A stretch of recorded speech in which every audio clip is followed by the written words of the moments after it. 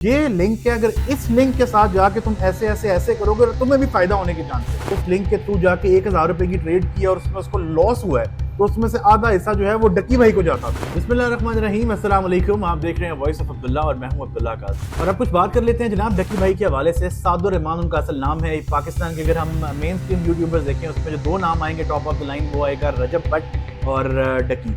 ठीक है, अब डकी भाई ने स्टार्ट जो है ये गेम्स के ऊपर रोस्ट करते थे लोगों को और यहाँ से इसने स्टार्ट लिया। उसके बाद फिर इसको ऐड मिलना शुरू हो गए और फिर इसका कंटेंट भी चेंज हो गया।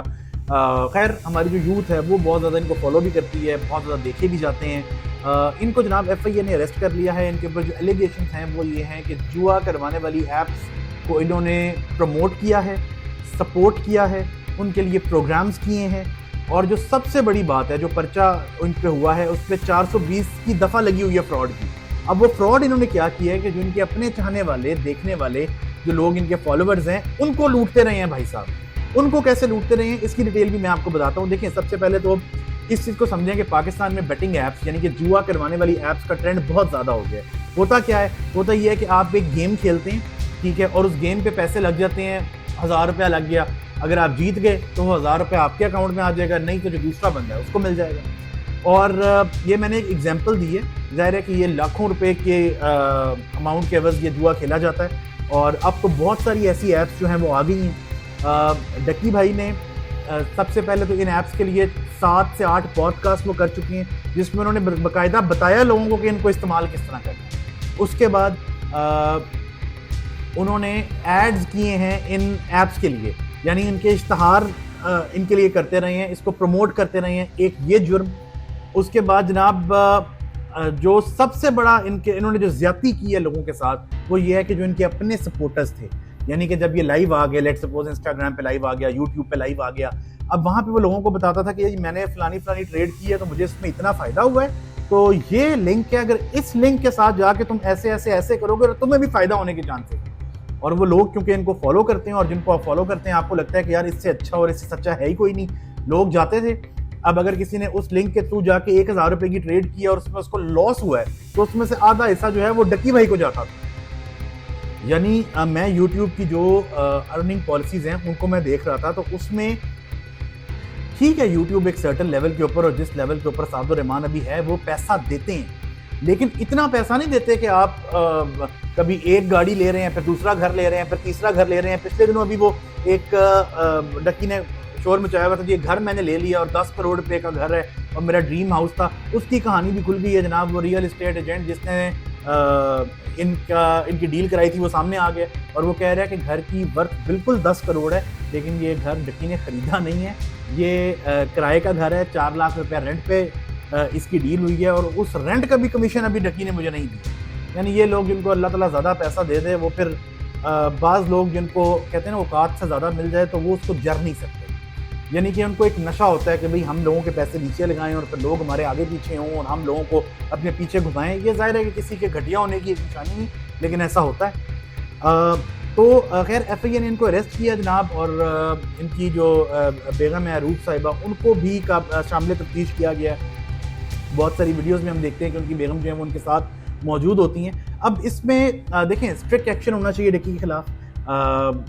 अभी तो ये सिर्फ इल्ज़ाम आते हैं, लेकिन एक FIA में मेरा जो ज़ाती एक दोस्त है उनसे मैंने पूछा तो उन्होंने मुझे कहा यार खाली इल्ज़ाम नहीं हैं भाईजान, बहुत स्वेयर एविडेंस है इसके ऊपर।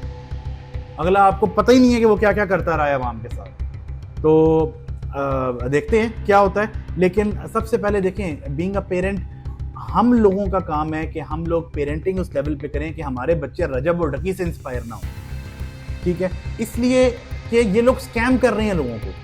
अगर कोई बंदा फैमिली ब्लॉगिंग को देखता है, मेरे नज़दीक इसमें कोई हर्ज नहीं है। अगर कोई बंदा कोई गेमिंग में किसी को रोस्ट कर रहा है उसको देखता है, कोई हर्ज नहीं है, ठीक है, लेकिन ये चीज़ पता होनी चाहिए कि आपने किसको कहाँ पे देखना है और कहाँ पे अवेयरनेस होनी चाहिए कि नहीं यार इस जगह पे ये गलत है, अब मैंने इसको नहीं देखना या मैंने इसकी ये बात नहीं माननी।